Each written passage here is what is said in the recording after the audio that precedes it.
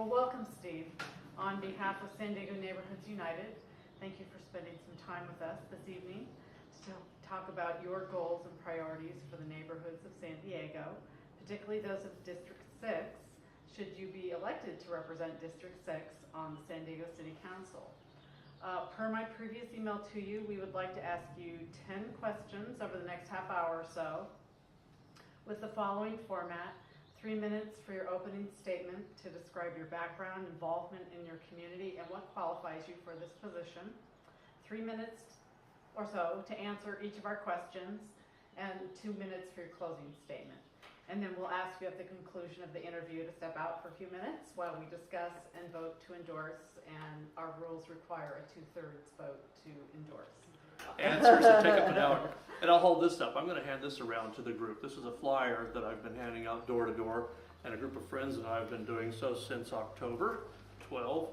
And on the back is a little bit of biographical stuff. You may have read some on the website already, which is www.hadleyforcouncil.com. And as you will see, came over here to San Diego about 12 years ago and went to law school, and upon graduation went to work at City Council for Harry Mathis. And as he turned out after 8 months, went to work with Valerie Stallings for 3 weeks before she left. And in that special election following her resignation, attached myself to Donna Fry's campaign. She seemed like someone who was genuine and honest, and I liked her balanced approach to not only the environment but other subjects, kind of a holistic approach she takes. She seemed unassuming, and I liked her, and so I got in, and luckily she won, and luckily she kept me on, and I've been with her for the whole of her 9 years now, except for about 10 months when I went back to work with a church in North County.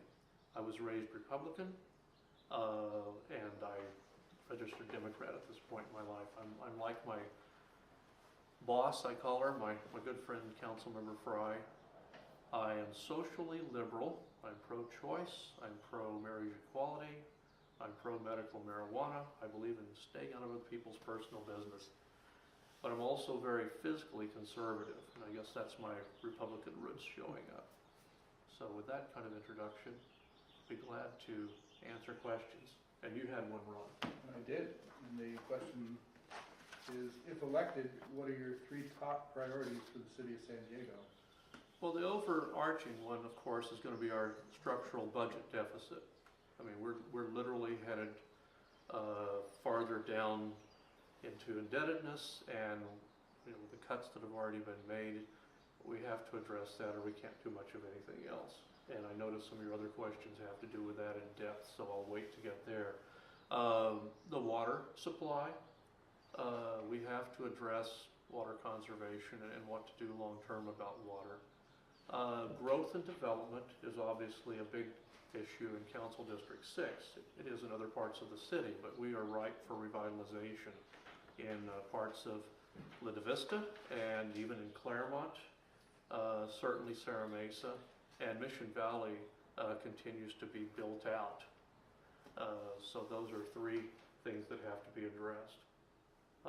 Would like to proactively see some things done, like the San Diego River Park completed, the river walk there along the river, and the core of Linda Vista revitalized. Preservation of some of our canyons like Tecolote. Those things go without saying, are just a priority for anyone who would get elected, I would think and hope so. Preservation of our prime industrial land in Kearny Mesa is another goal of mine.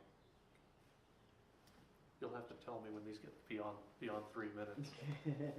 Hopefully I'll save you some time rather than drag you out. Okay. So you've explained to us what your top 3 priorities would be for the city. How about your top 3 priorities for District 6? Again, Nancy was kind of alluding to that a minute ago. Some of the natural things like preservation of canyon. I think the River Park walkway, bringing people together along what might resemble kind of natural walk, but also in certain passages along the river walk in San Antonio, where some of the businesses and restaurants, and certainly even the hotels in Mission Valley, could kind of turn and face the river, and we could make that a park that would be not only pedestrian friendly, would be a benefit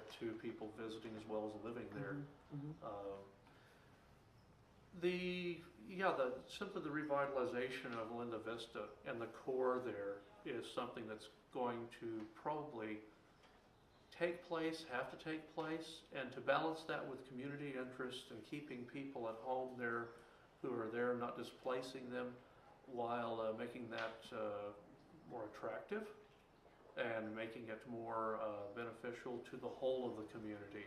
And when I speak of the whole, I mean the different age groups, the different socioeconomic groups, certainly the different ethnic groups that are in Linda Vista. Going back in and helping places like Claremont as they kind of reach this, who are we and our sense of community, and how do we grow, and yet how do we hang on to what's been our distinctive community patterns, a kind of an identity crisis that we're headed for. Sarah Mesa's already experienced that in recent years, as it's lost both of its shopping centers and now become just a total bedroom community with schools. And one of the things that I've proposed up there is to have a basketball tournament between all the elementary schools and kind of do whatever it takes to bring the community together in a fair and their annual tournament, and just small things that make a bedroom community everything that it can be, without having to bring back in all of the maybe commercialism that they won't be able to attract because of Mission Valley and over at Stonecrest. I'm not only interested in the physical things that we build in a community, but the mental health and the sense of community. And so those are things that I kind of care about, coming from a pastoral background. Thank you. Yeah, the next question is about city accountability and responsiveness to neighborhoods and communities. Is there a system or a new kind of framework that you would propose, or how do you see accountability going forward to neighborhoods and communities on the part of the city? And my solution to that is elect the right people. I mean, I looked at that and I thought, oh great, this is going to be a nice question. I appreciate your asking. I mean, one of the things that a goal of mine, or stated on my ballot statement, is to keep government open, to keep the community involved, to have notice, to have participation, let people be heard before we make decisions.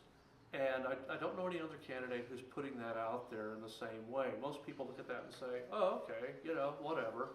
And they do not understand that once you get down to City Hall, it becomes a very closed universe. It's very difficult to get information, sometimes even in City Hall. And certainly there's a discouragement at times from various quarters to not release information. And we all know how these meetings work, over a beer here, over a coffee there, over a breakfast there. And before long, things are pretty much decided before they even get to a committee.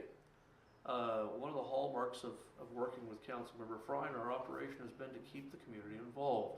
We had some people call up a while back and say they were proposing to put such and such a project over here in such and such a community. And our first response to people like that is always, here are the other players who are going to be concerned. Here's the community group. Here are the people who are out protecting against this sort of thing. We are going to call them and tell them that you're doing this, and here is your number. We're giving you their number. We encourage you to get off the phone as soon as you do with us and begin to talk to them. Everybody's got to talk together right off the bat on the first page. And that kind of accountability, where people expect that from you and will criticize you if you don't do that sort of thing, is what you build up in one person down there. If they get to where they don't expect that, they know they're not going to get that kind of openness, that accessibility, that kind of accountability, then they give up their hands, they quit communicating, and you get away with murder. So my solution is to go down there and continue to do what Donna Fry has fought so hard to do, and keep government open.